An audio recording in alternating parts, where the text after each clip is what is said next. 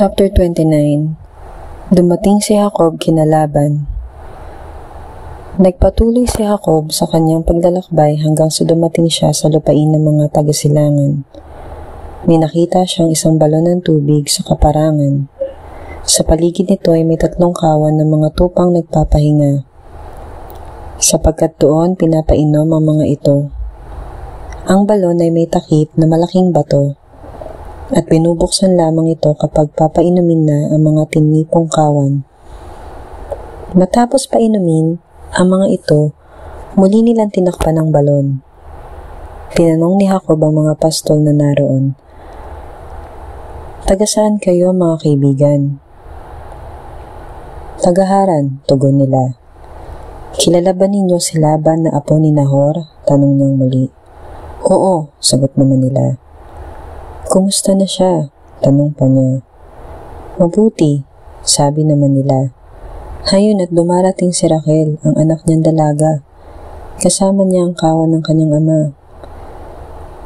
"Maaga pa naman," sabi ni Jacob. "Bakit hindi ninyo painumin ng mga tupa at dalhin muna sa pastulan bago ikulong?" "Aba, hindi maaari," sagot ng mga pastol. "Ang lahat ng pastol ay kailangang narito bago buksan ng balon. Saka pa lamang kami maaaring magpainom." Nakikipag-usap pa si Jacob nang dumating si Rachel na kasama ang kawan ng kanyang ama. Nang makita ni Jacob si Rachel na kasama ang kawan ni Laban, binuksan ni Jacob ang balon at pinainom ang mga tupa. Pagkatapos, nilapitan niya ang dalaga at hinagkan.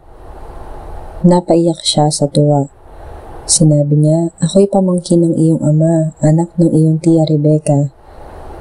Patakbong umuwi si Rachel at ibinalita ito sa ama. Sinalubong naman agad ni Laban ang kanyang pamangkin. Niyakap niya ito at hinagkan, saka isinama sa kanila. Sinabi sa kanya ni Laban, "Tunay na ikaw ay laman ng aking laman at dugo ng aking dugo." At doon na siya tumira sa loob ng 1 buwan. Naglingkod si Jacob dahil kina Rachel at Leah. Pagkalipas ng 1 buwan, sinabi ni Laban kay Jacob, "Hindi dahil magkamag-anak tayo ay pagtatrabahuin kita ng walang bayad. Magkano bang dapat kong sweldo sa iyo?" Si Laban ay may 2 anak na dalaga.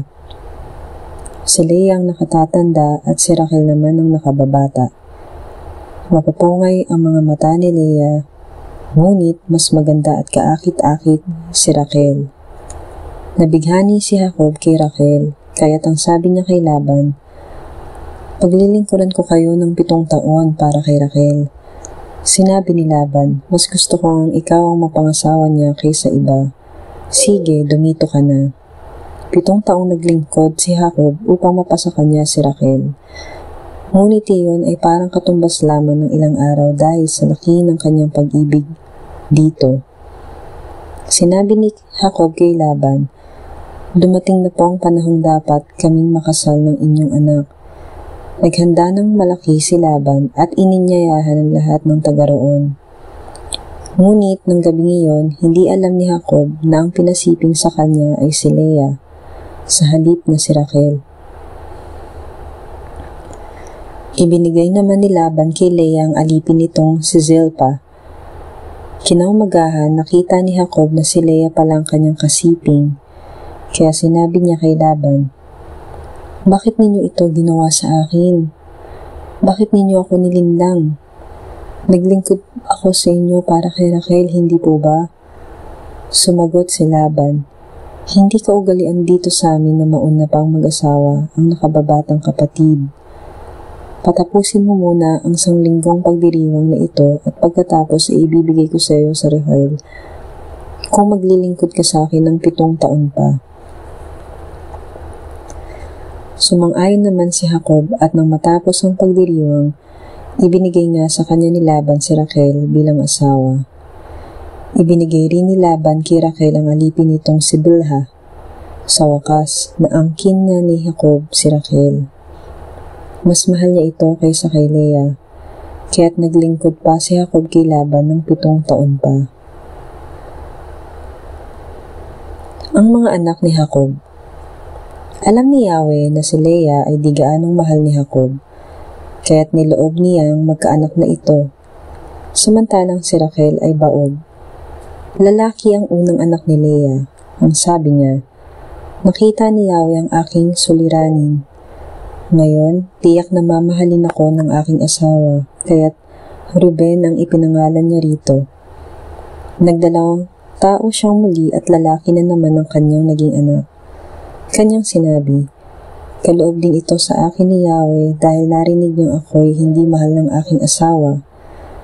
Kaya tinawag naman niya itong Simeon. Muling nagdalang tao si Leah at lalaki uli ang naging anak. Sinabi niya, lalo akong mapapalapit sa aking asawa, sapagkat 3 lalaki ng aming anak, at tinawag niya itong Levi.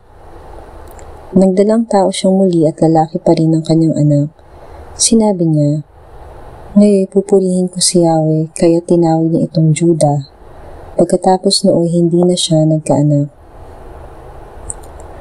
Nainggit si Rachel sa kanyang kapatid, sapagkat hindi siya magkaanak. Chapter 30. Sinabi niya kay Jacob, mamamatay ako kapag hindi pa tayo nagkaanak. Nagalit si Jacob at sinabi kay Rachel, bakit? Diyos ba ako na pumipigil sa iyong panganganak? Kaya't sinabi ni Rachel, kung gayon, sipingan mo ang alipin kong si Bilha upang magkaanak ako sa pamamagitan niya. At pinasiping niya kay Jacob ang kanyang aliping si Bilha. Nagdalang tao ito at nanganak ng lalaki. Panig sa akin ang hatol ng Diyos, sabi ni Rachel. Dininig niya ang aking dalangin at pinagkalooban ako ng anak na lalaki. Kaya Dan ang ipinangalan niya rito. Muling nagdalang tao si Bilha at nanganak ng isa pang lalaki. Sinabi ni Rachel, naging mahigpit ang labanan namin magkapatid, ngunit ako ang nagtagumpay. Kaya tinawag niyang Neftali ang bata. Nang mapag-isip-isip ni Leah na hindi na siya nanganganak, ibinigay naman niya kay Jacob si Silpa at nagkaanak ito ng lalaki. Gad ang ipapangalan ko sa kanya. Si Zilpa ay muling nagdalang tao at nagkaanak ng isa pang lalaki. Sinabi ni Leah, masayang masaya ako. Masayang itatawag sa akin ng mga babae, kaya tinawag niyang Asher ang bata. Anihan na noon ng trigo. Samantalang naglalakad sa kaparangan, si Ruben ay nakakita ng bunga ng mondragora at dinala niya ito kay Leah na kanyang ina. Bigyan mo naman ako ng mondragora ang dala ng iyong anak, pakiusap ni Rachel kay Leah. Sinagot siya ni Leah, hindi ka pa ba nasisihang nakuha mo ang aking asawa at ngayon gusto mo pang kunin pati mondragora ng aking anak? Sinabi ni Rachel, bigyan mo ako ng mondragora, sa iyo na si Jacob ngayong gabi. Gabi na nang dumating noon si Jacob galing sa kaparangan. Sinalubong agad siya ni Leah at sinabi, sa akin kasisiping ngayong gabi, si Rachel ay binigyan ko ng mondragorang dala ng aking anak para sa karapatang ito. Nagsiping nga sila ng gabing iyon at dininig ng Diyos ang dalangin ni Leah. Nagdalang tao siya at ito ang panlimang anak nila ni Jacob. Kaya't sinabi ni Leah, ginantimpalaan ako ng Diyos sapagkat ipinagkalob ko sa aking asawa ang aking alipin. At pinangalanan niyang Isakar ang kanyang anak. Muling nagdalang tao si Leah at ito ang pang-anim niyang anak. Kaya't ang sabi niya, napakainam itong kaloob sa akin ng Diyos. Ngayon pahahalagahan na ako ng aking asawa sapagkat 6 na ang aming anak. Ang anak niyang ito ay tinawag naman niyang Zebulun. Di nagtagal, nagkaanak naman siya ng babae at ito ay tinawag niyang Dina. Sa wakas, nahabag din ng Diyos kay Rachel at dininig ang kanyang dalangin. Nagdala ang tao siya at nagkaanak ng isang lalaki. Kaya't sinabi niya, tinubos din ako ng Diyos sa aking kahihiyan at niloob na ako'y magkaanak. At tinawag niyang Jose ang kanyang anak sapagkat Sinabi niyang sana'y bigyan ako ni Yahweh ng isa pa.